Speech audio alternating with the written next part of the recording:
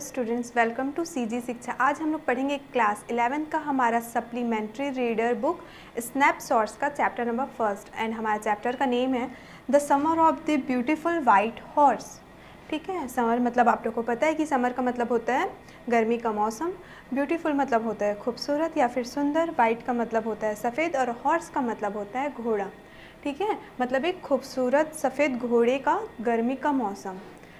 ठीक है, जिसके राइटर हैं विलियम सेरेयॉन। विलियम सेरेयॉन ने इस चैप्टर को, इस स्टोरी को लिखा हुआ है। आइए देखते हैं कि इस स्टोरी में हमारे मेन कैरेक्टर एंड सब कैरेक्टर कौन कौन से हैं। तो पहले देख लेते हैं कि मेन कैरेक्टर में क्या कौन कौन है। तो अरम, ठीक है, अरम है एक जिसका कज़िन है मुराद। अरम का कज़िन है मुराद। थर्ड है हमारे खुशरो अंकल एंड जॉन बायरो, जो कि एक फार्मर होते हैं। ये इस स्टोरी के मेन कैरेक्टर्स हैं।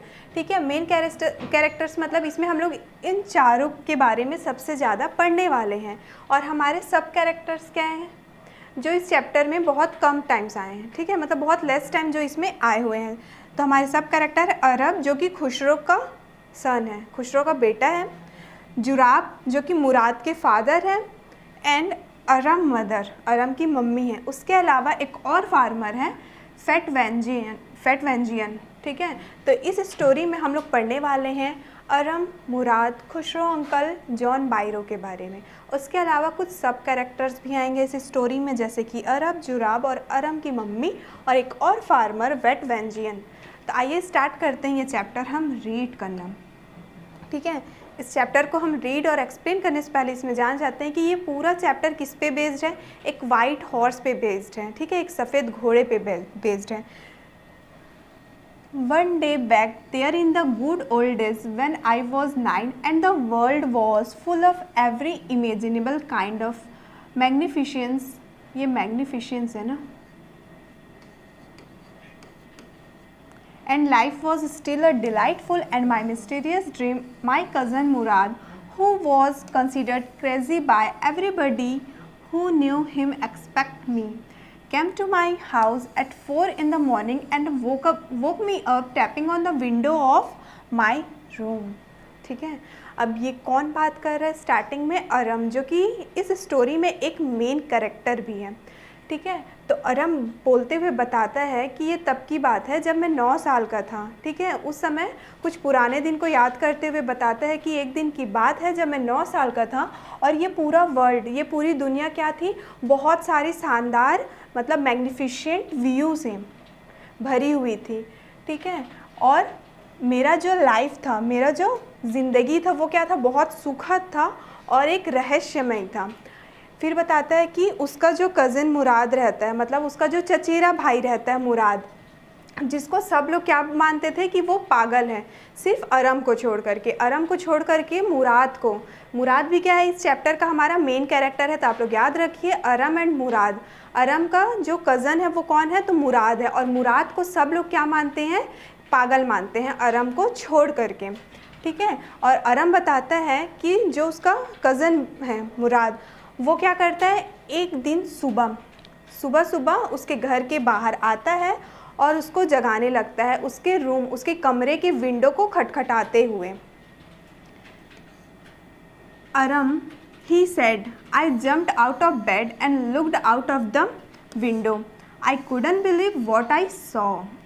अब वो कहता है, ठीक है, अब कौन बोल रहा है, मुराद बोलता है, अरम I said, okay.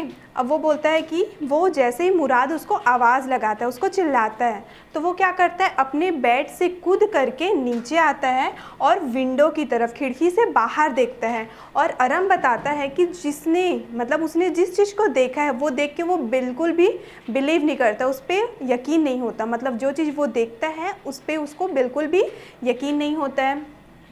It wasn't morning yet, but it was summer, and with daybreak not many minutes around the corner of the world, it was light enough for me to know I wasn't dreaming.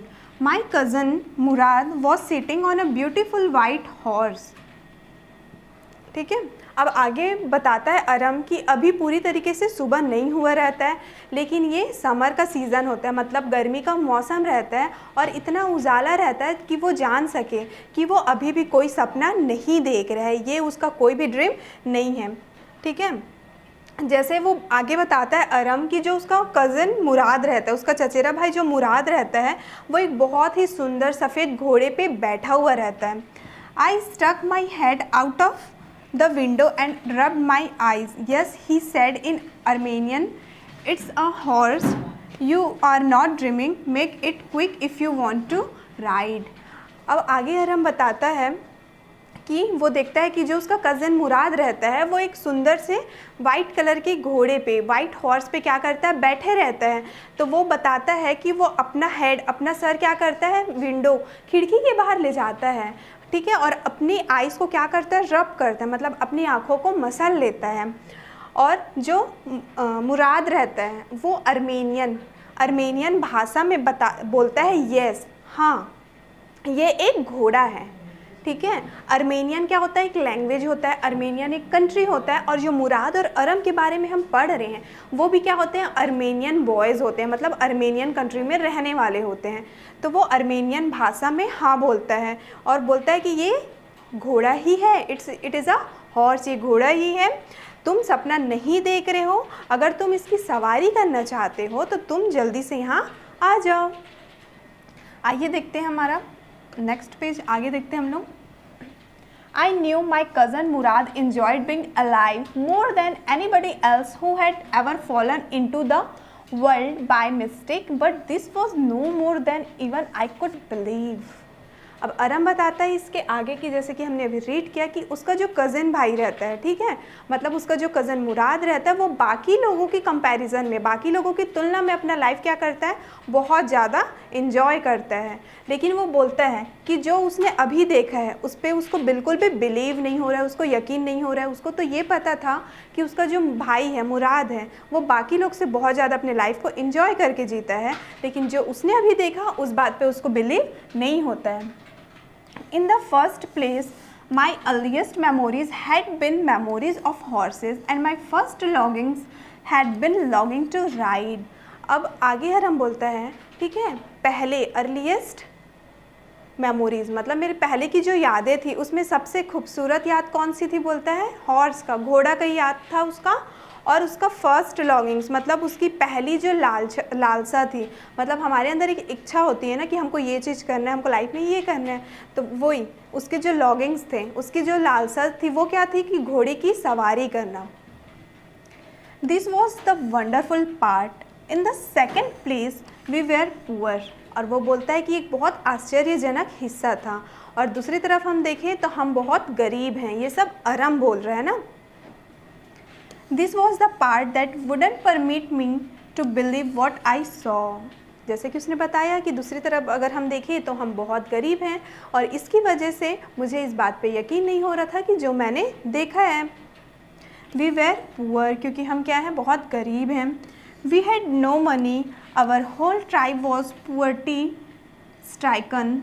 Every branch of the Gargolian family, यहाँ पे full stop होगा ना, every branch of the Garoghlanian family, 1 second, इसको correction करते हैं हम लोग। यहाँ पे पहले तो आप लोग इसको रिमूव करिए, यहाँ पे फुल स्टॉप करिए और कॉमा डालिए।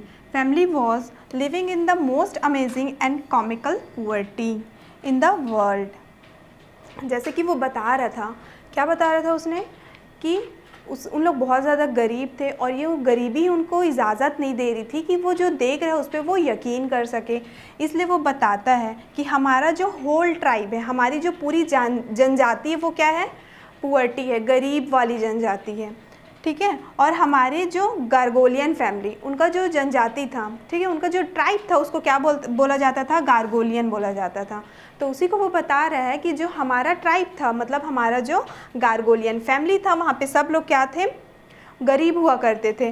ठीक है। लेकिन फिर भी क्या रहते थे, उन लोग बहुत अमेजिंग, बहुत अद्भुत तरीके से रहा करते थे। और उनकी जो गरीबी थी ना, उनकी जो पुअर्टी थी वो कॉमिकल पुअर्टी थी, मतलब हास्य गरीबी थी। Nobody could understand where we ever got money enough to keep us with food in our bellies, not even the old man of the family। अब आगे क्या बोलता है वो कि किसी को ये समझ में नहीं आता कि हम लोग इतने गरीब हैं फिर भी हमको खाने के लिए फूड भोजन कहाँ से मिल रहा है। इवनली यहाँ तक कि हमारे फैमिली के जो ओल्ड मैन होते हैं, जो बुज़ुर्ग लोग होते हैं, उनको भी नहीं पता होता है कि हम इतने गरीब होने के बावजूद हमारे पास भोजन कहाँ से आता है। ये सब चीज़ अरम बता रहा है अपने ट्राइब गारगोलियन फैमिली के बारे में। Most important of all though we were famous for our honesty. वो बताता है कि सबसे ज़रूरी चीज़ क्या है उनमें, उनकी ऑनेस्टी, उनकी ईमानदारी। We had been famous for our honesty for something like 11 centuries, even when we had been the wealthiest family in what we like to think was the world. We were proud first, honest next, and after that we believed in right and wrong. None of us would take advantage of anybody in the world, let alone steal. ठीक है, उसके बाद वो क्या बताता है कि उनकी फैमिली का, ठीक है, उनके जो गारगोलियन पूरा जो ट्राइब है, एक जनजाति है गारगोलियन, उसमें उन लोग का सबसे इम्पॉर्टेंट चीज़ क्या था, उनका ईमानदारी, उनकी ऑनेस्टी इम्पॉर्टेंट थी। ठीक है, और वो अपने ऑनेस्टी के लिए, अपनी ईमानदारी के लिए क्या थे, 11 सेंचुरी से, 11 शताब्दियों से वो बहुत ज़्यादा फेमस थे, प्रसिद्ध थे। उसके बाद वो बताते हैं उस टाइम भी उन लोग क्या थे, एक अमीर फैमिली थे, मतलब एक अमीर परिवार की तरह उस टाइम पे भी उन लोग रहा करते थे, और उस टाइम भी उन लोगों को ऑनेस्टी की वजह से उनकी फैमिली को, गारगोलियन फैमिली को जाना जाता था।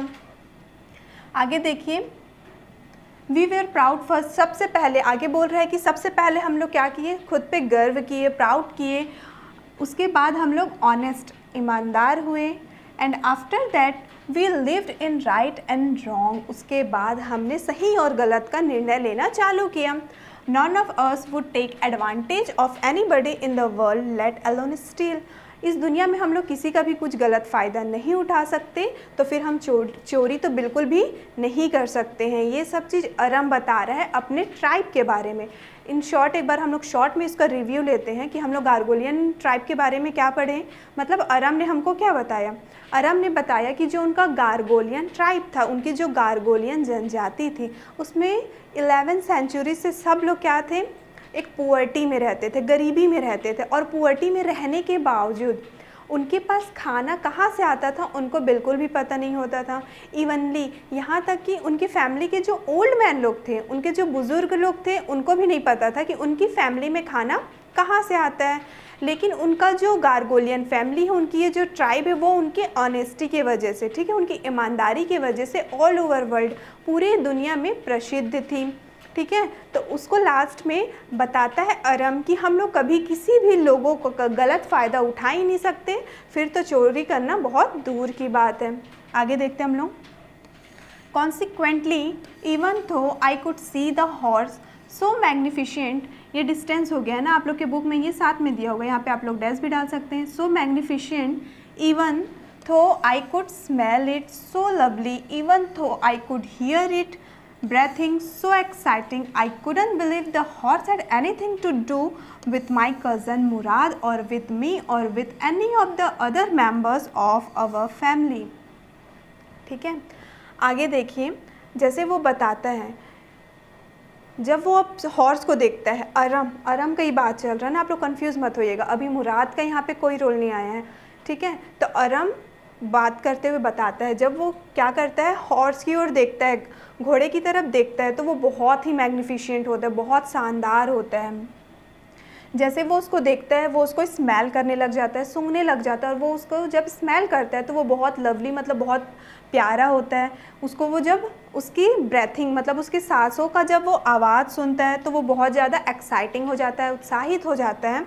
उसको यकीन नहीं होता है कि वो जो हॉर्स है, वो जो घोड़ा है, वो उसके कज़िन भाई मुराद के साथ या फिर उसके साथ या फिर उसके फैमिली मेम्बर के साथ, किसी भी फैमिली मेम्बर के साथ बोल सकते हैं, वो एज़लीप कर सकता है या फिर सो सकता है या फिर अवेक कर सकता है या फिर जाग सकता है। Because I knew my cousin Murad couldn't have bought the horse, and if he couldn't have bought it, he must have stolen it, and I refuse to believe he had stolen it। ठीक है, जैसे कि अरम ने बताया कि उसको बिल्कुल भी यकीन नहीं होता है उस घोड़े को देख करके। जब वो उसको देखता है तो वो बहुत शानदार होता है, जब वो उसको स्मेल करता है, उसको सूंघता है तो वो बहुत प्यारा होता है, और वो जब उसके सांसों की आवाज़ सुनता है तो वो बहुत ज़्यादा उत्साहित हो जाता है। और उसको बिल्कुल भी यकीन नहीं होता है कि वो हॉर्स उसके साथ या उसके कज़िन भाई मुराद के साथ या फिर उसके फैमिली में किसी भी मेंबर के साथ सोना या फिर जागना कर सकता है। कौन? वो हॉर्स, घोड़ा। यस, क्योंकि जो उसका कज़न भाई मुराद था उसको पता था अरम को कि वो उसका कज़न उस घोड़े को परचेस नहीं कर सकता, ख़रीदा नहीं होगा, बॉट नहीं किया होगा। तो अगर उसने उस घोड़े को बॉट नहीं किया है इसका मतलब वो क्या था? वो घोड़ा चोरी का था। लेकिन वो मानने के लिए बिल्कुल भी तैयार नहीं था कि वो घोड़ा चोरी का हो सकता है। तो आइए देखते हैं हम लोग इस चैप्टर को आगे पढ़ते हुए कि एक्चुअल में वो हॉर्स स्टोलन था, चोरी का था या नहीं था। No member of the Gargolian family could be a thief. I started first at my cousin and then at the horse. ठीक है, आगे अरम बोलता है कि गार्गोलियन परिवार का कोई भी सदस्य चोर हो नहीं सकता। पहले वो क्या करता है? अपने भाई कज़न की तरफ, ठीक है, मतलब जो उसका भाई रहता है, कौन? मुराद, उसकी तरफ देखने लग जाता है। उसको देखने के बाद वो हॉर्स की तरफ, घोड़े की तरफ देखता है। There was a pious stillness and humor in each of them which on the one hand delighted me and on the other frightened me. ठीक है, वो बताता है कि पहले तो वो अपने कज़न की तरफ देखता है, देन उसके बाद वो हॉर्स की तरफ देखता है। तो उन दोनों की तरफ देखता है तो वो बताता है कि वहाँ पे एक पायस स्टिलनेस होता है। पायस स्टिलनेस क्या होता है? एक पवित्र शांति रहता है, ठीक है, और उन दोनों के बीच में क्या रहता है? एक ह्यूमर रहता है, हास्य रहता है। तो उसको एक तरफ तो वो बहुत ज़्यादा डिलाइटेड हो जाता है, बहुत ज़्यादा आनंदित हो जाता है, तो दूसरी तरफ वो फ्राइटेंड हो जाता है, मतलब दूसरी तरफ वो डर जाता है। Mourad, I said, where did you steal this horse? Leap out of the window, he said, if you want to ride. अब वो क्या करता है? वो पूछता है मुराद से, ठीक है, कि मुराद तुमने ये घोड़ा कहाँ से चुराया? तो मुराद क्या बोलता है कि तुम विंडो से बाहर आ जाओ, विंडो से कूद जाओ अगर तुम इसकी सवारी करना चाहते हो तो। It was true then, he has stolen the horse, there was no questions about it, he had come to invite me to ride और not as I choose. Well, it seemed to me stealing a horse for a ride was not the same thing as stealing something else such as money. अब आगे क्या बोलता है? अब अरम बात करता है, ठीक है। उसको मुराद ने तो बोल दिया कि अगर तुम इसकी सवारी करना चाहते हो तो क्या करो, अपनी खिड़की से कूद करके यहाँ आ जाओ, ठीक है। अब वो बोलता है कि इट वॉज ट्रू देन, अब ये सच है कि ये जो घोड़ा है वो क्या का है? स्टोलन का है। He had stolen the horse, उसने घोड़ा क्या किया है? चुराया है, क्योंकि इसके बारे में और कोई भी सवाल नहीं है। उसने मुझे क्या किया? बुला करके मुझे आमंत्रित किया है कि मैं उस घोड़े में राइड करूं, सवारी करूं या ना करूं। उसको मेरे को खुद चूज़ करना है, खुद चुनना है कि मैं वो घोड़े पे सवारी करना चाहता हूं या नहीं करना चाहता हूं। उसने मुझे आमंत्रित किया है। फिर वो बोलता है अरम कि अगर हमने उस घोड़े को राइड करने के लिए स्टील किया है, ठीक है, मतलब उस घोड़े को हमने सवारी करने के लिए अगर लेके आया है तो ये चोरी नहीं कहलाएगा, ठीक है। जैसे कि हम लोग दूसरे चीज़ों को चोरी करते हैं, अब सच एज मनी, पैसों के लिए। एक बार फिर से रिपीट करती हूँ मैं कि अरम बोलता है कि अगर हम किसी भी चीज़ को, यहाँ पे घोड़े की बात चल रही है, तो अरम बोलता है कि अगर हम घोड़े को सिर्फ राइड करने के लिए, उस पर सवारी करने के लिए लाते हैं तो ये बाकी चीज़ों की चोरी जैसा नहीं होगा, क्योंकि बाकी चीज़ों को हम लोग क्या करते हैं? चोरी करके बेच देते हैं पैसों के लिए। लेकिन इस घोड़े को हमने क्या के लिए लाया है? सवारी करने के लिए लाया है। For all I knew maybe it wasn't stealing at all. If you were crazy about horses the way my cousin Murad and I were, it wasn't stealing. One okay, ये टेक्स्ट में नहीं होगा ना, ये टेक्स्ट के side का content है। अब क्या बोलता है कि जो अब फॉर ऑल आई न्यू यानी may be it wasn't stealing at all. अब जैसे कि बताता है अरम, जैसे कि मैं जानता हूँ कि ये चोरी नहीं हो सकता। आगे बोलता है कि घोड़े को लेकर के, ठीक है, घोड़े को लेकर के मैं और मेरा कज़न मुराद, हम दोनों जिस तरीके से पागल हैं, ठीक है, मतलब उनको घोड़े पे राइड करना, सवारी करना बहुत ज़्यादा पसंद था। इसलिए वो बोलता है कि मैं और मेरा कज़न घोड़े पे सवारी राइड करने के लिए जिस तरीके से क्रेज़ी हैं, पागल हैं, तो हम लोगों को नहीं लगता कि ये घोड़ा क्या का है, स्टीलिंग का है, चोरी का है। क्लियर है? आइए आगे देखते हैं उसके बाद क्या होता है। It wouldn't become stealing until we offered to sell the horse, which of course I knew we would never do. Let me put on some clothes. I said, all right, he said, but hurry, I lived into my clothes. अब क्या होता है, जैसे कि उन्होंने तो खुद से सोच लिया कि हमने अगर घोड़े को सिर्फ सवारी करने के लाए हैं तो ये चोरी का नहीं हो सकता, क्योंकि जो अरम था और मुराद था दोनों घोड़े को लेके बहुत ज़्यादा पागल थे, और उन लोग बोलते भी हैं कि जिस तरीके से हम लोग पागल हैं घोड़े को लेकर के, तो ये चोरी तो कहलाएगा नहीं। फिर उसके बाद क्या बोलता है, इट वुडन बिकम स्टीलिंग, मतलब ये कभी भी चोरी का नहीं हो सकता जब तक उसको हम लोग क्या ना कर दें, उस घोड़े को बेच ना दे किसी और को। तो वो बोलता है कि ऑफ कोर्स, बेशक, I knew we would never do, और उसको पता था अरम को कि हम लोग ऐसा कभी नहीं कर सकते कि हम लोग उस घोड़े को चोरी करके लाए और उसको बेच दें। ठीक है, तो अरम बोलता है कि हम लोग ये सब चीज़ बिल्कुल भी नहीं कर सकते हैं। और वो बोलता है कि रुको, मुझे कुछ कपड़े पहनने दो। I said, all right, he said, तो मुराद बोलता है ठीक है पर जल्दी। फिर वो क्या करता है, कपड़े पहन लेता है, मतलब कपड़ों में कूद जाता है, उसको पहन लेता है। I jumped down to the yard from the window and leaped up onto the horse behind my cousin's मुराद। उसके बाद अरम बताता है कि अरम ने क्या किया, यार्ड पे, ज़मीन पे वो कूद जाता है अपने खिड़की से और अपने कज़न मुराद के पीछे उस घोड़े पे जा कर के बैठ जाता है। That year we lived at the edge of town on Walnut Avenue। Walnut Avenue यहाँ पे एक जगह का नाम है। ठीक है, तो अरम बताता है कि इस साल हम लोग वॉलनट एवेन्यू के किनारे पे रहते थे। Behind our house was the country, और हमारे घर के पीछे मानो एक पूरा देश था। Vineyards, orchards, irrigation ditches and country roads. ठीक है, वाइन यार्ड्स क्या था, एक बाग था, ऑर्कार्ड्स मतलब भी बाग होता है, इरिगेशन डीचेस मतलब जो सिंचाई की खाई होती है, सिंचाई खाई, और कंट्री रोड्स पूरे देश के रोड्स थे। In less than 3 minutes we were on olive avenue and then the horse began to trot. The air was new and lovely to breathe. उसके बाद वो बताता है कि 3 मिनट से भी, ठीक है, 3 मिनट से भी कम समय में वो कहाँ पहुँच गए, ऑलिव एवेन्यू। ऑलिव एवेन्यू भी क्या है, यहाँ पे एक जगह का नाम है। तो वो 3 मिनट से भी कम समय में ऑलिव एवेन्यू पहुँच गए। उसके बाद वो हॉर्स क्या करने लगा, ट्रॉट करने लगा। वहाँ का जो वायु था, हवा था, वो बहुत नया था और बहुत अच्छा था सांस लेने के लिए। The feel of the horse running was wonderful. My cousin Murad, who was considered one of the craziest member of our family, began to sing. I mean, he began to roar. ठीक है, अब वो बताता है कि जो वहाँ का फील था, मतलब जो वहाँ के हॉर्स रनिंग का, जो घोड़ी सवारी का, घुड़सवार बोलते हैं जिसको हम लोग, घुड़सवारी का जो फीलिंग था, एहसास था, वो क्या था, बहुत ही वंडरफुल था, बहुत ही अच्छा था।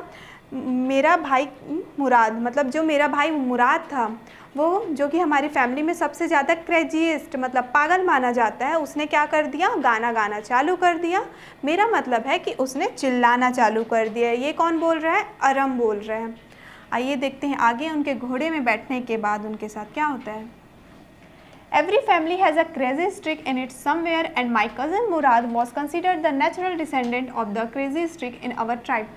आगे अरम बताता है कि सभी के परिवार में कोई एक ना एक इंसान पागल होता ही है, और हमारी फैमिली में वो कौन है, Mourad. Before him was our uncle Khushro, an enormous man with a powerful head of black hair and the largest mosaic in the San Joaquin Valley. A man so furious in temper, so irritable, so impatient that he stopped anyone from taking by roaring, "It is no harm, pay no attention to it." अब ये line को हम highlight कर लेते हैं, और मैंने ये लाइन को हाईलाइट क्यों किया है ये एक्सप्लेनेशन के बाद आप लोग को पता चलेगा। ओके, तो अब देखिए आगे अरम क्या बताता है कि सभी के परिवार में कोई एक न एक सदस्य पागल ही होता है, और उनके जनजाति में वो पागल कौन था, तो मुराद था। और वो बताता है कि मुराद से पहले उनके एक अंकल थे जिनका नाम क्या था, खुशरो, जो कि इस स्टोरी के एक मेन कैरेक्टर भी है ना। तो जो अंकल खुशरो थे, मुराद से पहले उनके ट्राइब में, उनके जनजाति में वो पागल थे। ठीक है, वो बहुत ही एक पावरफुल मैन थे, एक शक्तिशाली आदमी थे जिनका ब्लैक हेयर था, एक लंबी लंबी मूछें थी उनकी, जो कि कहाँ रहते थे, सैन जोकिन वैली पे, जो कि अपने टेम्पर को, अपने गुस्से को बहुत तेज़ी से बढ़ा लेते थे। वो बहुत ज़्यादा चिड़चिड़े थे, इरिटेबल थे, बहुत इम्पेशेंट थे, जिनके में बिल्कुल भी धैर्य नहीं था और वो किसी को कुछ भी कहने से रोक दिया करते थे अपने चिल्लाहट से।